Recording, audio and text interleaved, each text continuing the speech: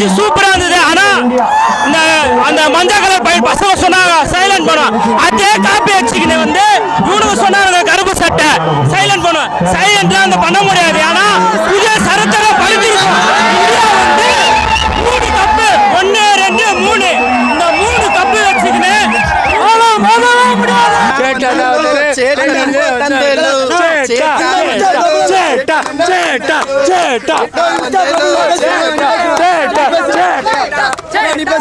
தலைவா இந்த நாள் என் மனசுல ஆழமா இருக்கு. இதெல்லாம் ஏன் தெரியுமா? நம்ம டோனி நியூசிலாந்து கிட்ட ரன் அவுட் ஆனா போல அந்த ரன் அவுட் என் மனசுல இருக்கு. அதுக்கு தான் தக்க பதில் இப்ப கொடுத்தாங்க நியூசிலாந்து. நம்ம அடிச்சு என்ன தலைவா சிஎஸ்கே வேணா தலைவா? ஐயோ இரு தலைவா, இந்தியாவுக்கு வா தலைவா, இந்தியாவுக்கு வா தலைவா. தலைவா பும்ரா தலைவா கையில என்ன வச்சு சும்மா பும்ரா தலைவா பால போட்டு சும்மா சொருறாரு. ஹர்திக் பாண்டியா கையில ஜல்லிகண்டியா வச்சுக்கிறாரு, சும்மா தூக்கி டொக்கான்னு போறாரு ஹர்திக் பாண்டியா. என்ன மாரி ஆட்டம் தலைவா? எதுக்கு தான் யங்ஸ்டரை வேணுன்றது? எங்க டீம்ல ஒரு கேட்பாங்க, அவெல்லாம் சீக்கிரம் தூக்கி போடு, யங்ஸ்டரை வச்சுக்கோ.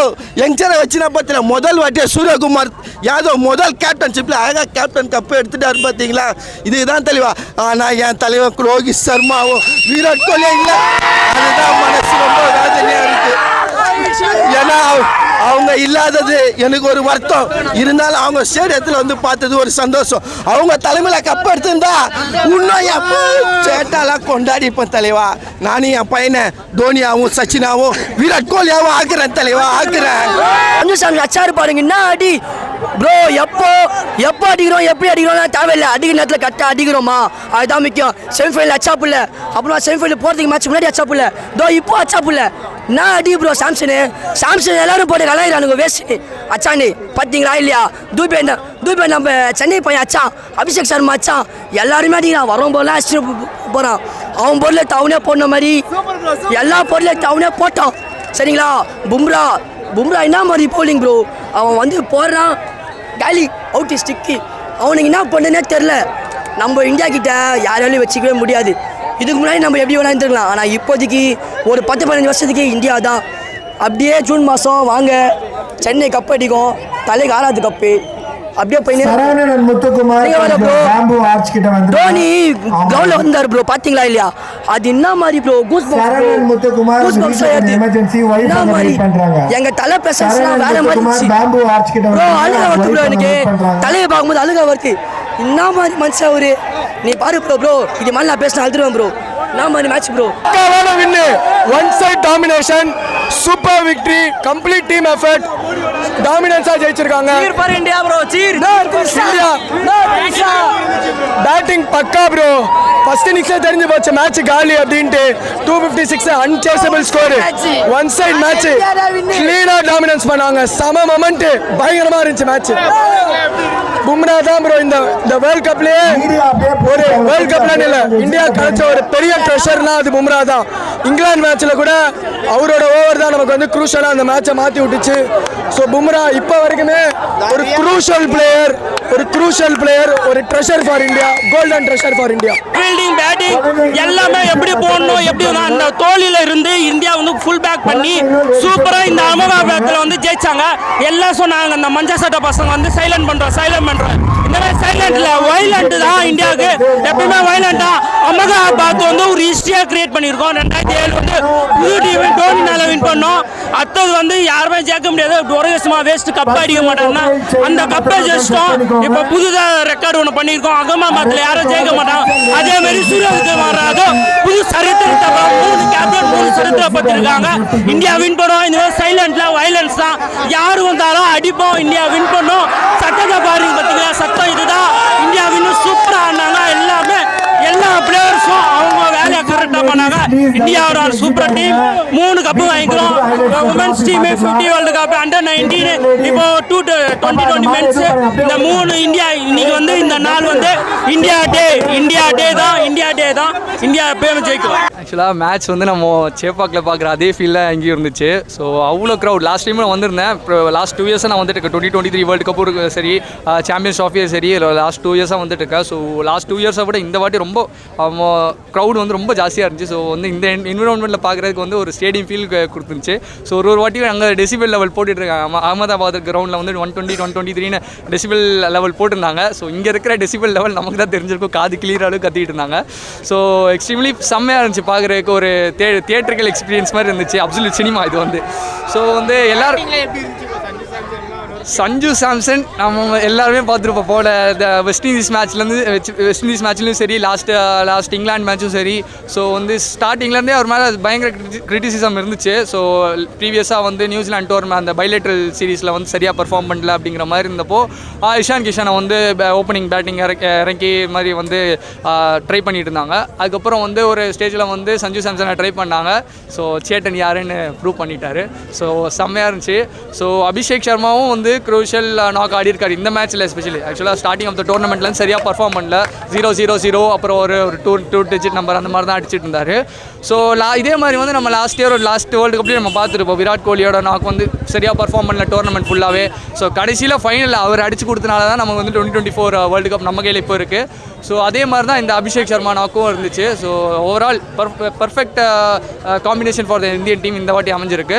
ஸோ பும்ரா வந்து செம்ம வேறு லெவல். நம்ம லாஸ்ட் டைம் வேர்ல்டு கப் அடிக்கிறதுக்கும் சரி, இந்த டைம் வேர்ல்டு கப் அடிக்கிறதுக்கும் சரி, போன மேட்ச்னால் சொல்லவே வேணாம். அந்த 18th ஓவர் அந்த 6 யாக்கர்ஸ் பர்ஃபெக்டாக நெயில் பண்ணியிருந்தார்.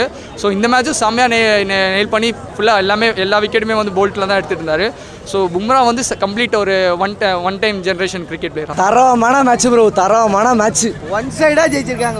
இந்த மாதிரி நான் எக்ஸ்பெக்ட் பண்ணல. ஒரு நல்ல ஒரு ஃபைட்டிங்கான மேட்சாக இருக்கும்னு நினச்சோம். ஆனால் pure dominance bro. India full pure dominance. சேட்டாக இருக்கான் பாருங்க. மொதல் 3 மேட்ச் உட்கார வச்சதுக்கு கடைசி 3 மேட்ச் 97, 89 வேற மாதிரி பும்ரா இருக்காரு பாருங்க. அவர் தான் பும்ரா. நம்ம ஜென்ரேஷனோட best bowler bro. Best bowler. Hats off வச்சாங்க. அவரால் தான் இப்போ வேர்ல்டு கப்பே ஜெயிக்க வச்சு சஞ்சு சாம்சனை 3 மேட்சை ஒதுக்க வச்சாங்க. ஆனால் அவர் ஜெயிச்சு செமிஃபைனல் வந்து வேர்ல்டு கப் வந்து இப்போ ஜெயிச்சது யார் காரணம்? சேட்டா சஞ்சு சாம்சன் அவர் ஜெயிச்சது. யார் வரல? எல்லா மேட்சும் 80 அச்சது சஞ்சு சாம்சன். அவர் அடிக்கிறா செஞ்சுரி 3 செஞ்சுரி மிஸ் இல்லை அவர் தான் சேட்டா. அதான் கிஷன் தரமான கேட்ச். நீங்க போய் மேட்ச் பாருங்க. ஹைலைட்ஸ்ல பாருங்க. ஆர்ஜே பாலாஜி தெரிக்க விடுறாரு கமெண்ட்ரியில. மெரினா பீச்ல தெரிக்க விடுறாரு. 2023 டிவி கேளாஜி ஆமா ப்ரோ. சஞ்சு சாம்சன் சரியான கம்பேக் ப்ரோ. 3 மேட்ச் கடைசி 3 மேட்ச் வந்து அடிச்சு கொடுத்துட்டாரு. இது சென்னைக்கும் நல்ல ஒரு மொமெண்டம்ல வருவார் நினைக்கிறேன். ஷோரா இந்தியாவுக்கு நல்ல ஒரு அட்வான்டேஜ் தான். மேபி ப்ரோ பும்ரா சொல்லவே தேவை ப்ரோ. அவர் ஒரு நேஷனல் ட்ரெஷர் மாதிரி ப்ரோ. லாஸ்ட் இன்கேஸ் 2024 வேர்ல்டு கப்ல இப்போ வரைக்கும் மேட்ச் நிறைய ஜெயிச்சு கொடுக்குறாரு. ஸோ ஷோரா 27 வேர்ல்டு கப்லேயும் பார்ப்போம். ஷோரா கம்பேக் பண்ணுவோம் இந்தியா. சஞ்சு இருப்பாருன்னு நினைக்கிறேன் 2021 வேர்ல்டு கப்ல. ஒரு ஹிஸ்டாரிக் மூமெண்ட் ஆஃப் இந்தியா. நம்ம வந்துட்டு டிஃபெண்ட் பண்ண முடியாதுன்னு சொன்னாங்க 2024. அதுக்கப்புறம் 2026 நம்ம வந்துட்டு தனிப்படி கப் அடிக்க முடியாது. இதுக்கு முன்னாடி இந்த சாத்தியம் இல்லைன்னு சொன்னாங்க. பட் ஆனால் அதெல்லாம் நம்ம வந்து தகர்த்திட்டு நம்ம வந்திருக்கோம். நம்ம வந்துட்டு வெற்றியில் மட்டும் கூட இருக்கக்கூடாது, தோல்வியில் கூட இருக்கணும். ஏதோ ஈஸியாக பேக் டு பேக் கப் அடிக்கிறது ரொம்ப கஷ்டம். அதெல்லாம் யாரால முடியாது. நம்ம ஜெயிச்சிரு இந்தியா. சஞ்சு சாம்சன்லாம் முடியாது. 3 மேட்ச் தொடர்ச்சி ஆச்சாரு சஞ்சு சாம்சன். 89 எல்லாமே 80 100 கிட்ட வந்து ஜெயிச்சு கொடுத்தாரு. அவரால் தான் நம்ம ஜெயிச்சோம். அவ்வளோதான். சஞ்சு சேட்டா தான் வந்தாரு. Chetta bro Chetta coming on the way 2026 IPL CSK. இந்த எம்ஐ ஆர்சிபிலாம் ஓடலாம். ஆர்சிபிலாம் பேசவே கூடாது. எம்ஐக்கு ஆர்சிபி CSK தான் போட்டியே. 2 பேருக்கு போட்டி தான் போட்டியே. எவனா டவுன்லோடில் வந்தா வச்சுக்கோ பேசக்கூடாது. 5 கப்பு என்னது 5 கப்பு பேசுவாங்க. ஒரு கப்பு வாங்கிட்டு 18 வருஷமா வந்து கழிச்சு இப்போ தான் வாங்கிக்கிறீங்க. நீலாம் பேசக்கூடாது. சூப்பராக போச்சு ப்ரோ. ஆரம்பத்துலேருந்தே நம்மளாம் செம்ம இதில் போயிட்டு இருந்தோம். ஃபர்ஸ்ட் பேட்டிங் சரி, சேட்டாவும் சரி செம்ம பேட்டிங்கு. பவுலிங் பும்ரா வேற மாதிரி பண்ணிட்டாப்ல ப்ரோ. சேட்டாவும் தொடர்ந்து 3 மேட்சை செம்ம பேட்டிங்கு.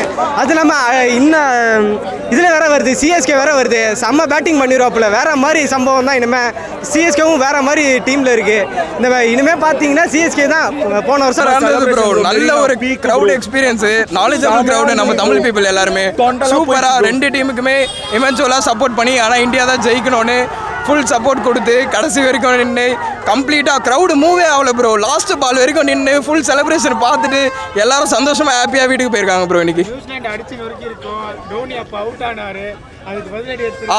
ஒரு பர்ஃபெக்ட் ரிவெஞ்ச் தான் ப்ரோ கண்டிப்பாக. அதை விட முக்கியம் என்னன்னா நம்ம 23 வேர்ல்ட் கப் அகமதாபாத்தில் தான் ஃபைனல் தோத்தோம். அதையும் இப்போ காம்பன்சேட் பண்ண மாதிரி ஆயிடுச்சு. ரொம்ப ஹாப்பி தான் ப்ரோ. அது மட்டும்தான். மற்றபடி 3 மேட்ச் செஞ்சுரி எடுத்துக்க வேண்டிய 3 மேட்ச் மிஸ்ஸிங். சேட்டா தான் சஞ்சு சாம்சன். சேட்டானா கன்சிஸ்டன்சினா சேட்டா தான் ப்ரோ. பேக் டு பேக் கப்பை வீட்டுக்கு எடுத்துட்டு வந்துட்டோம் ப்ரோ. தலைப்பாறை ரீசன் ப்ரோ. அவ்வளோதான் bro. CSK in safe hands. தைரியமாக இருக்க ஜாலியாக இருக்கலாம். அவர் மட்டும் இல்லைன்னா நம்ம ஃபைனல்ஸ்க்கே வந்துருக்க மாட்டோம் ப்ரோ. செமிஃபைனல் நொறுக்கி தள்ளிட்டு உள்ள வந்தார் ப்ரோ. மஜா ப்ரோ. ஆனால் செஞ்சுரி மட்டும் தான் ப்ரோ ஒரு சின்ன வருத்தம். ஆனாலும் தலைவன் தான் ப்ரோ. பும்ரா மறக்க முடியாது. ஒரு 4 விக்கெட் தரமாதிரி 3 போல்டு.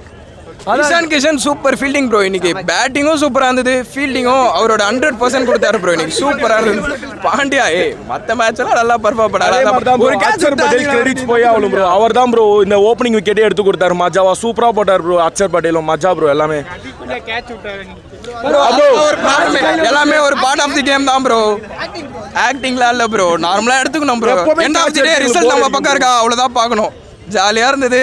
ஃபுல் என்ஜாய்மெண்ட் இன்னைக்கு செம்மையாக இருந்தது. பசங்களாம் வந்து கேட்ச் அவுட்டாக கூட ஆர் ஆஃப் ஃபார்மிங் விடவே இல்லை ப்ரோ. மஜாவா அந்த சோல்டரு அந்த கிளாஸ் அந்த முடி ஸ்டைலு அதான் ப்ரோ. நாங்கள் வந்து வந்த உடனே ஒரு கேட்ச் அப்படியே கத்தினே வந்த வேற லெவலு மேட்ச் மக்கா. நாங்கள் போகிறது கடவுளே 3 மணி வரைக்கும் வேற லெவல் ப்ரோ. விக்கெட் தான் ப்ரோ. பும்ராவோட பவுலிங் சூப்பர் ப்ரோ.